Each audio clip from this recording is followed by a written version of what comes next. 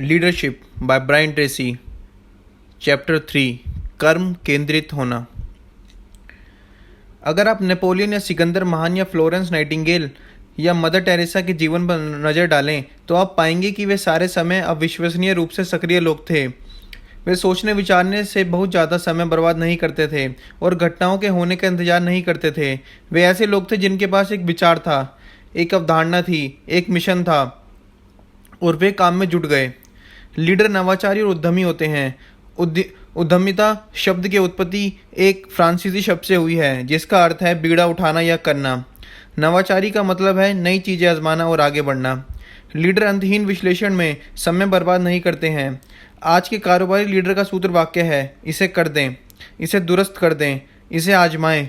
Tom Peters अपनी पुस्तक in search of excellence में कहते हैं कि वह कंपनियां शिखर पर पहुंचती हैं जो ज़्यादा कोशिशें करती हैं, ज़्यादा गड्ढे खोदती हैं और ज़्यादा चीज़ें करती हैं। वे हिचकिचाती नहीं हैं, विश्लेषण में महीनों या वर्षों का समय नहीं लगाती हैं। वे कदम उठाकर कोई चीज़ें कर देती हैं। जैसा कहा जाता है, सिर्फ कोई चीज़ें मत करो, आगे बढ़ो। किस तरह सक्रियता से $2 मिलियन बच गए।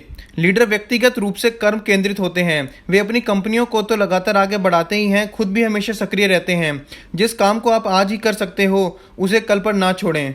टाल मटोल सक्रियता के विपरीत होती है।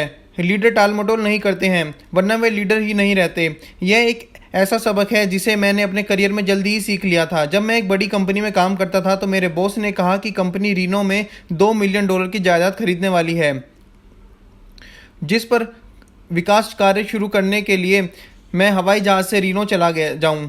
उन्होंने कहा कि मैं अगले 2 सप्ताह में कभी भी जा सकता हूं। मैं उस वक्त कंपनी में लीडर की श्रेणी में नहीं आता था, लेकिन चूंकि मैंने कभी टाल मटोल नहीं की, इसीलिए मैंने अगली ही सुबह वहां जाने का निर्णय लिया। मैं नेवादा पहुंचते ही लोगों से मिलने लगा जिनमें जायदाद पर विकास कार्य का प्रभारी इंजीनियरिंग शामिल था। बातचीत के बाद मुझे एहसास हुआ कि जायदाद में कहीं ना कोई गड़बड़ थी। सौदा शाम को होने वाला था और इसके कुछ घंटे पहले ही मैंने पता लगा लिया कि क्या गड़बड़ थी।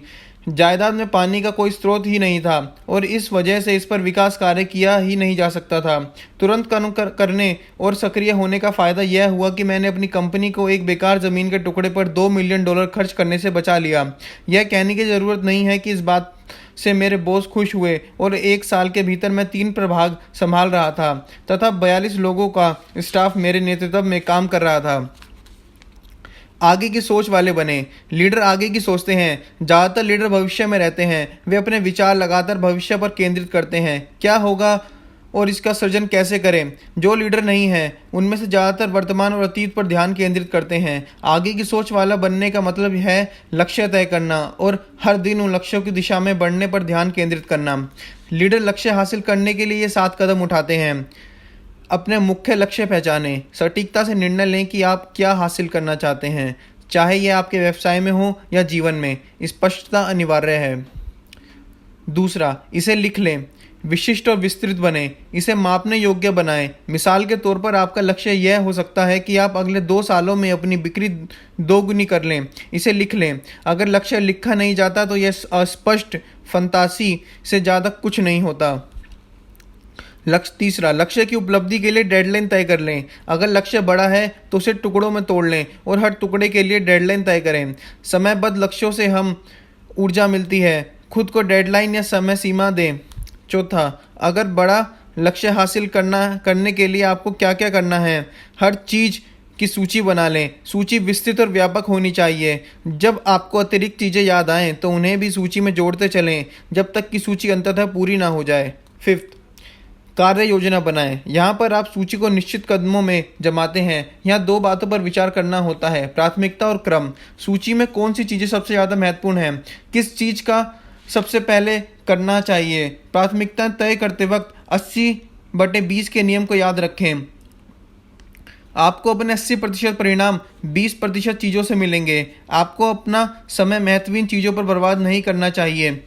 आपको यह भी नहीं चाहेंगे कि आपके कर्मचारी महत्वहीन चीज़ों पर समय बर्बाद करें। पहचानें कि कौन सी चीज़ आपके लक्ष्य हासिल करने में आपकी और कंपनी की मदद करेगी। जहाँ तक क्रम का सवाल है, आपको सटीकता से पहचानना होता है कि कौन सी चीज़ें पहले करनी चाहिए, जिसके बाद ही कोई दूसरी चीज़ हो सकती है। किसी भी योजना में कई गतिविधियाँ और दूसरी निश्चित गतिविधियों के बाद ही संभव होती हैं।